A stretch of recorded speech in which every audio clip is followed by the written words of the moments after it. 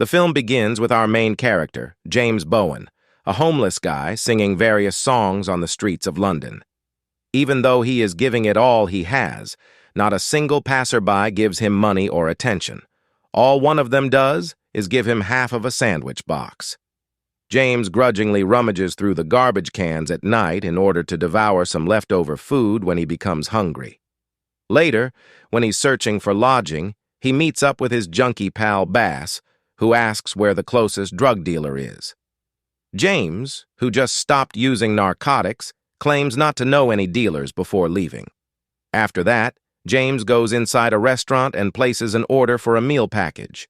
But calculating his pocket change produces not enough money for the lunch. He offers the restaurant owner the remaining sum of money in return for singing a song for the patrons. But the uncivilized proprietor, sad by what his life has become, tosses the meal into the wash basin and demands furiously that James leave his restaurant. James wanders the deserted streets in search of a somewhere to stay that is secure. He is shocked to see Baz inside a vehicle when he sees him again. It is discovered that the owner of the automobile is a businessman who parked but neglected to lock the doors. James seems to be comatose, but it turns out the automobile really belongs to a businessman who parked. Luckily, it's not a significant issue, and after a few hours of slumber, he regains consciousness. Val, his specialist for rehabilitation and emergency social interaction, comes over. She is upset that James used a substance that is illegal and that he isn't getting the recommended medications. James tells her that he really apologizes and promises that it won't happen again. James then joins Val at her workplace after his release from the hospital. Val gives him a fresh methadone dosage after they talk about his new treatment strategy. She also gives him a severe warning not to see her again for 2 weeks after James leaves. He immediately goes outside and resumes his singing. As all of this is going on, Val confides in her senior about James. She wants to take care of a place for him so he can stay off the streets and stay away from evil people. Later, Val tells James the good news, and James is thrilled that he can now reside in a respectable flat. Delight, the elder, approves of her plan. Later that night, Val cautions him that he still has to adhere to the rehabilitation plan to the letter. James is terrified when he hears a noise coming from the kitchen while he is having a bath. He takes a shoe and ties a towel around his waist before entering the kitchen to take a closer look. He is shocked to see a little brown cat next to his cereal box and learns that it is starving and in need of food. James gives the unfortunate animal some milk as soon as he connects with it. In addition, he allows it to stay the night in the home and even performs a beautiful song for it. The next morning, James searches the community for the cat's true owner by carrying it around and knocking on doors.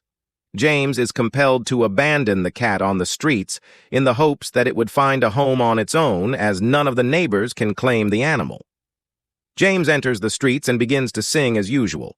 Sadly, an elderly guy finds this bothersome and tells James to leave as he packs his things. He runs to meet his father, Jack, after seeing him abruptly across the street. As the father and son are speaking, we learn that James has been abandoned by his family since his father married Hillary, a woman who detests James's existence. When Hillary shows there, she pushes Jack away and declares that she will never invite James to the holiday party. But before he leaves, Jack gives James some cash and says he could consider asking him to supper later. The same cat is waiting outside when James gets home. He lifts it up carefully and discovers wounds on its body.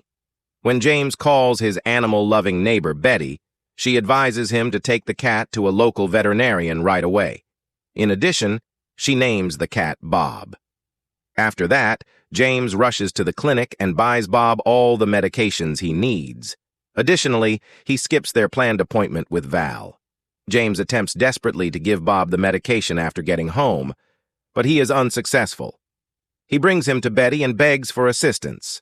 The latter completes the task with ease since she has volunteered at the veterinary clinic several times. She then begins to confide in James, letting him know how much she despises drug users. Upon hearing this, he tells Betty a falsehood about his occupation, claiming to be a musician. The next day, James pays Val a call at her workplace, apologizes for being absent from the agreed-upon meeting, and starts chatting with her about his cat and his developing relationship with Betty. Val, on the other hand, does not think James is well enough to start managing the cat and a girlfriend. She advises James to look for himself and stay out of partnerships in the future. Following Val's instructions, James lets the cat roam the streets, but Bob follows him into a bus and settles down on his lap. When James gets off the bus, the ticket collector offers him shoes to use as a leash. Everyone on the bus begins complimenting the cute cat. James picks up Bob and brings him over to where he usually is. This time, surprisingly, a sizable audience turns up to see him play. Additionally, they generously tip him. Making it his greatest assortment, James chooses to keep the cat before going back home, since he is so happy that he is finally receiving affection and attention because of it. The next clip shows him buying Bob some nice meals as well. Baz shows up while James is searching for a place to perform and asks for some money so he can purchase food.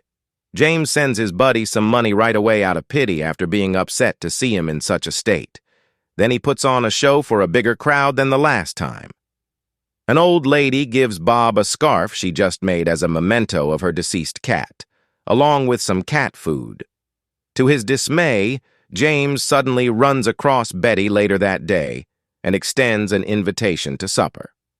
Despite mentioning that she is a vegan, Betty invites James to dinner at her flat. James agrees, and the two have a great time that evening. While returning home, he finds Baz unconscious and laying on the pavement. He approaches him directly and asks everyone around him to dial 911. When James eventually learns that Baz has tragically already passed away from an overdose, he is distraught. When Betty sees James at her house once again, she admits that her brother was also an addict who died from an overdose. She despises everyone who does drugs because of this. After Betty tells James about her brother's ordeal and Baz's untimely death, James becomes even more committed to not using drugs. James begs Val to lower his methadone dose at their next meeting, mentioning that he's anxious to quit taking drugs. Betty tells him, nevertheless, that giving up drugs too quickly would be bad for both his physical and emotional health, so he should do it slowly. But Val assures him that she will soon consider lowering his methadone dose if he keeps refraining from drugs and takes the prescribed quantity. Next, the focus of the movie switches to James and Betty enjoying a unique Christmas together. Betty is even taken out on a date by James. He decides later that night to go spend Christmas at his father's house, and he brings a bottle of wine as a present. Unfortunately, even though James has abstained from drugs for a very long time, his stepsisters treat him disrespectfully while he is speaking with his father, and the family treats him like an addict. Abruptly, Bob jumps off of his lap and hurtles about, breaking expensive flower vases and other items. James finally is kicked out of the home when Hillary shouts at him and his father for this. James is busking in front of a large crowd the next day when a dog suddenly urinates on his guitar bag. James becomes enraged by this and begins fighting with the dog's owner. After some time, he is arrested by the police for causing disorder in a public place. Thankfully, James's innocence is established by the CCTV footage, and Val arrives at the police station to get him out as well.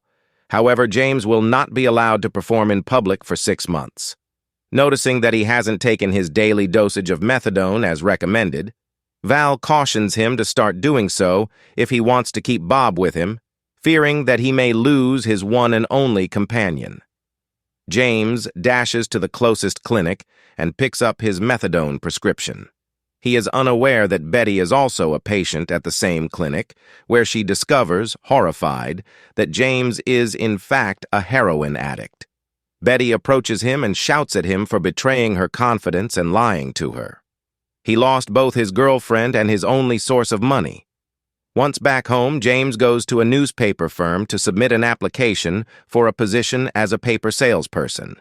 The manager, who also urges him to keep his paper sales within the parameters of his designated territory, hires him. James then immediately begins selling papers and attracts visitors who want to subsequently take photographs with Bob. A couple approaches Bob, purchases a newspaper, and requests to have their picture taken with him as he strolls by the location of another newspaper vendor. But when a rival seller sees him selling the paper in his area, she files a complaint with the newspaper office. James is thus barred from selling papers for a month. Following that, Betty is still enraged and won't talk to James despite his attempts to make peace. After a few days, James ultimately runs out of money. But in spite of his dire situation, he chooses to buy food for Bob rather than for himself. Then, to his misfortune, he begins singing by the side of the road in different places where the police won't find him easily. When Betty witnesses him doing it, she screams at his foolishness and breaks up with him since he is still on probation.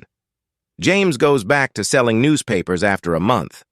One day, while on duty, Bob is being bought by a cruel lady after James gently turns away two dogs that are barking at Bob, which makes him run away.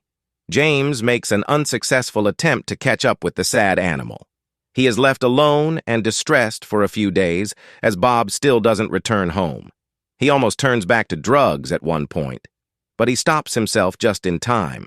When Bob mercifully returns home, James understands he's ready to give up methadone at that point. When James sees Val the next day, he requests that she reduce his dose of methadone. She grants his request and gives him some advice on how to be ready for the withdrawal symptoms. After that, James sees Betty and tells her that he is getting ready to go through a drug detox. She is relieved to hear this, and they eventually make apologies. Additionally, Betty chooses to help James by bringing food to his room after experiencing terrible withdrawal symptoms for a week. James is able to give up narcotics at last.